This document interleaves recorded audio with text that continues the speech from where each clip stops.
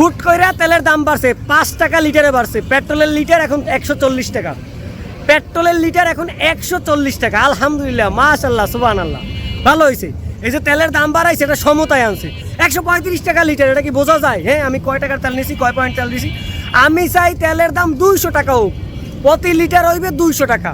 এতে কি হইবে? 50 টাকার তেল নিলে একটা হিসাব থাকবে যে আমরা 1 পো তেল নিছি, 100 টাকা লই যাবো, আধা লিটার তেল নিছি। এটা মোটার একটা মিল থাকবে না। তো পেট্রোল পাম্পে যে পয়েন্টের হিসাব দেয়, এটা তো অনেকেই বোঝে না, আমি নিজে বুঝি না।